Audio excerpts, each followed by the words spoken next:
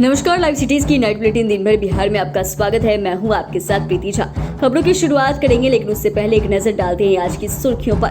बिहार के शिक्षा मंत्री बोले लिया जाएगा एक्शन, उठाइए टेबल करेंगे कार्रवाई। स्पीकर नंद किशोर यादव भड़के।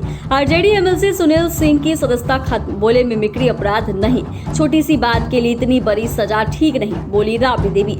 आरजेडी एमएलए के बिगड़े बोल, नीतीश को बताया सबसे भ्रष्ट सीएम, गिद्ध की तरह ये लोग नोचते हैं। सदन में आरजेडी पर फायर हुए ललन सिंह। दिलीप जायसवाल ने सम्राट चौधरी को बताया अपना नेता। सम्राट चौधरी पर रोहिणी का हमला। पूर्णिया के तनिष्क शोरूम में 20 करोड़ की लूट। अवैध खनन के खिलाफ पटना पुलिस का बड़ा एक्शन। और अब खबरें विस्तार से। अपर मुख्य सचिव रहे के पाठक के कार्यकाल के दौरान शिक्षा विभाग में हुई अनियमितता को लेकर बवाल मच गया। बिहार विधानसभा की कार्रवाई के दौरान शिक्षा विभाग में वित्तीय अनियमितता को लेकर सवाल उठने लगे। वित्तीय अनियमितता व जांच के लिए उच्च स्तरीय समिति बनाने की मांग की गई है। बता दें आपको तो आज बिहार विधानसभा का आखिरी दिन था और संजीव कुमार सिंह ने विधानसभा में मामला उठाया। उन्होंने दावा किया कि स्कूलों में बेंच, डेस्क, बैग और थाली खरीद में घोटाला किया गया। संजीव सिंह ने सदन में बैग दिखाकर सबूत पेश किया। उन्होंने दावा किया कि 120 रुपए के बैग को 1200 रुपए में खरीदा गया, वहीं 30 रुपए की थाली का दाम 70 रुपए बताया गया। इस तरह से शिक्षा विभाग में बड़ा घोटाला किया गया। अपर मुख्य सचिव के पाठक के समय में लिए गए निर्णय पर सदन में सवाल उठा। वहीं संजीव कुमार सिंह के आरोपों पर जवाब देते हुए बिहार के शिक्षा मंत्री सुनील कुमार ने सदन में बयान जारी किया। उन्होंने कहा, जहां से भी अनियमितता की बात सामने आई है, कार्रवाई होगी। मंडल के मानसून सत्र के दौरान विपक्ष का जोरदार हंगामा हुआ। आज आखिरी दिन भी सदन के अंदर और बाहर विपक्षियों सदस्यों ने जमकर विरोध किया। बिहार विधानसभा में विपक्षी दल पोस्टर लेकर बेल में पहुंच गए। इतना ही नहीं, प्रश्नकाल के दौरान भी जमकर हंगामा किया गया।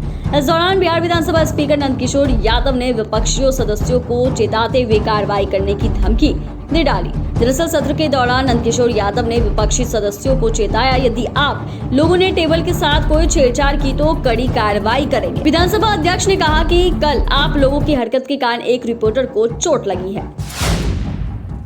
आचार समिति के प्रतिवेदन के आधार पर राजद के सदस्य सुनील कुमार सिंह की सदस्यता खत्म की गई है। सदन की आचार समिति की रिपोर्ट पर सभापति अवधेश नारायण सिंह ने कार्रवाई का आदेश दिया। बता दें, मुख्यमंत्री नीतीश कुमार की मिमिक्री के मामले में समिति ने जांच रिपोर्ट सौंपी है।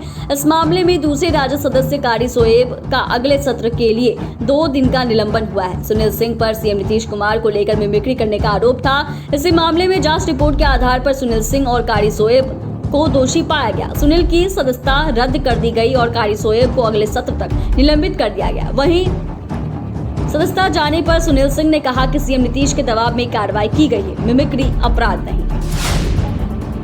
बिहार विधान मंडल के मानसून सत्र के अंतिम दिन विधान परिषद के बाहर आरजेडी के सभी एमएलसी काला पट्टा लगाकर बिहार विधान परिषद पहुंचे और विरोध किया। यह प्रोटेस्ट एमएलसी सुनील सिंह की सदस्यता जाने को लेकर आचार समिति की अनुशंसा के खिलाफ किया गया। इस दौरान विधान परिषद के भीतर सभी आरजेडी विधान पार्षदों ने काला गमछा पहने रखा। वहीं राबड़ी देवी ने कहा कि आज लोकतंत्र की हत्या हुई है, नए नए कानून बनाए जा रहे हैं, लेकिन बिहार की जनता के लिए आवाज उठाइए तो आप पर कार्रवाई होगी। उन्होंने आरोप लगाया कि बिहार में सिर्फ नालंदा जिला के लोगों को सरकारी नौकरी मिल रही है, आम जनता को कोई नहीं पूछ रहा है। बिहार विधान मंडल के मानसून सत्र के आखिरी दिन सदन में जोरदार हंगामा देखने को मिला। वहीं आरजेडी विधायक विजय मंडल के मुख्यमंत्री और सरकार को लेकर दिए गए बयान भी सत्ता पक्ष ने हंगामा किया। सदन से बाहर निकलने के बाद जब विजय मंडल से पूछा गया तो उन्होंने आपत्तिजनक शब्दों का प्रयोग किया और कहा कि मैंने जो शब्द कहा वो आपत्तिजनक नहीं है। विजय मंडल ने कहा कि मैंने मुख्यमंत्री को लेकर यही बयान दिया है कि वो भ्रष्टाचार में लिप्त है। बोलते हैं कि राजस्व के चलते अपराध है तो इसमें रोक क्यों नहीं लगाते? कौन रोक लगाएगा? सीओ डायरेक्ट पैसा ले रहा है, इन सब पर कौन रोक लगाएगा? मुख्यमंत्री ही लगाएंगे। सोन में पानी नहीं गया लेकिन उस पर बहस नहीं कराएंगे। रोज हत्या हो रही है लेकिन उस पर बहस नहीं होगा। वहीं मंत्री नीरज कुमार बबलू ने विजय मंडल के बयान को लेकर तीखा हमला बोला। उन्होंने कहा कि ऐसे बयानों पर कार्रवाई होनी चाहिए। बीजेपी पत्र लिखकर आरजेडी विधायक पर एक्शन लेने की मांग करेगा। इस तरह की टिप्पणी, आपत्तिजनक टिप्पणी करने वाले पर निश्चित रूप से कार्रवाई होनी चाहिए। मुंगेर से जदयू सांसद और केंद्रीय मंत्री ललन सिंह आरजेडी पर भड़क गए। ललन सिंह ने आरजेडी की तुलना गिद्ध से कर दी और बताया कि आखिर जदयू ने आरजेडी का साथ क्यों छोड़ दिया? ललन सिंह ने कहा कि ये लोग आरजेडी गिद्ध की तरह लाश नोचने का काम करते हैं। ललन सिंह ने कहा कि कुछ दिन हम लोग भी इन लोगों के साथ थे और वहां जाकर पता चला कि गिद्ध की तरह लाश को नोचने का काम ये लोग करते हैं। हम लोग वहां से विदा हो गए और प्रणाम करके इधर चले आए कि भैया वही काम तुम लोग करते रहो। गठबंधन के अंदर ये लोग लॉबी चलाते थे। उन्होंने कहा कि ये लोग लॉबी चलाकर कैसे किसका सिर फुटबॉल करा दे इसकी योजना बनाते रहते थे। सदन में सच्चाई उन लोगों को सुनना पसंद नहीं है, सच इनको पसंद नहीं है। ललन सिंह ने आरजेडी को नसीहत दी और कहा कि लोग जितना जल्दी सच्चाई को पचा ले उतना ही उनके मन को शांति मिलेगी, नहीं तो पूरा मन इनका विचलित रहेगा और आने वाले 5 सालों तक इसी तरह से विचलित रहेंगे।